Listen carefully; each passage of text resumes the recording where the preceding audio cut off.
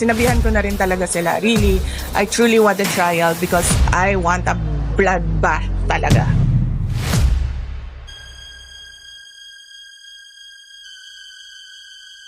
Bad shot na yan sa akin. Ganun po. Unless she says sorry or whatever. Or maybe she will, maybe she... Nakita ko siya ulit, di ba? Sabi ni Bob, behave. Sabi ko, wrong person, honey. Lisa Marcos, naalala mo?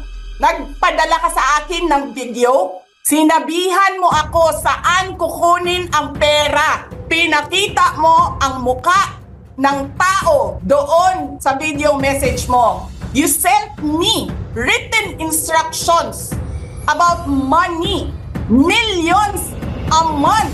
Anong nakalagay doon sa envelope? DepEd. Anong ginawa ko? Binigay ko sa DepEd. Wala kang ang posisyon sa gobyerno. Namimigay ka ng pera ng gobyerno eh. Isirahin nyo yung tangal ng kasama ko sa Office of the Vice President.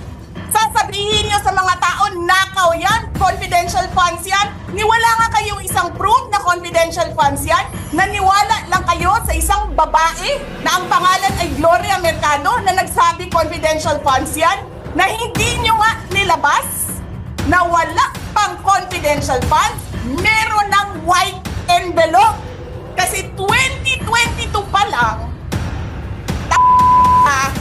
may utos na ng pera sa DepEd. Tapos kami yung nagsisinungaling? Nagpipigil ako eh.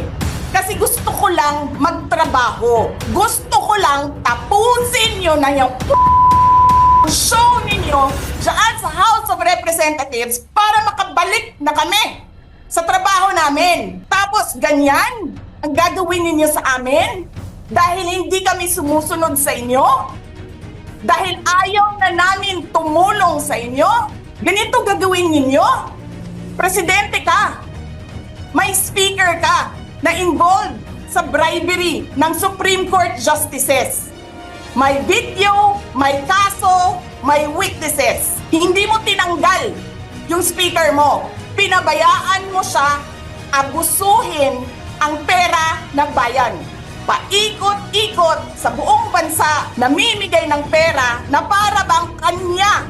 Eh di ba nga, lagi niyo sinasabi separation of powers? Anong trabaho ng legislative branch? Gumawa ng batas.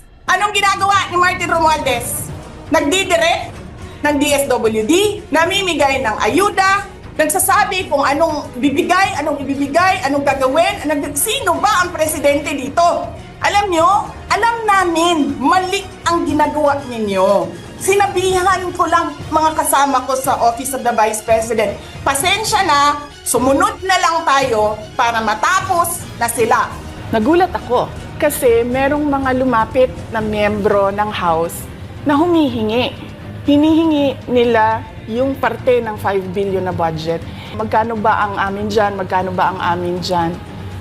So sinabi ko, hindi pwede ito. So sinabihan ko yung isang congressman, sabihan ninyo si Martin Romualdez na hindi pwede chap-chapin ang classroom construction na 5 billion. Hindi nga ako pumayag na kunin yung 5 billion, dinagdagan nila ng 10 billion yung classroom construction ng Department of Education. Yung 10 billion na yon hindi kontrolado ng Department of Education.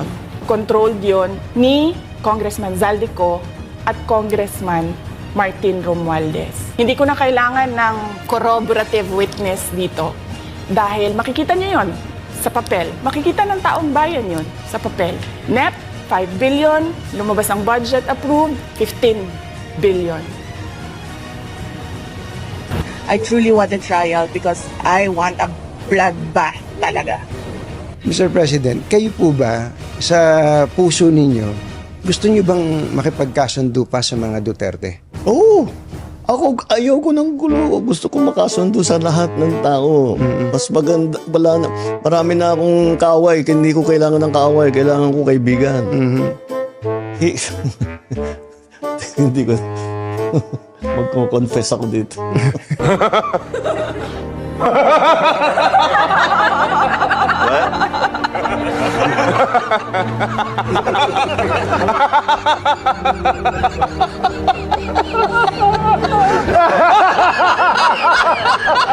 Hanggang ngayon, OVP pa lang din ng papadrug test. I wonder why. Hindi ako tao na nagpapaareglo. Tsaka hindi ako tao na nabibili ng pera.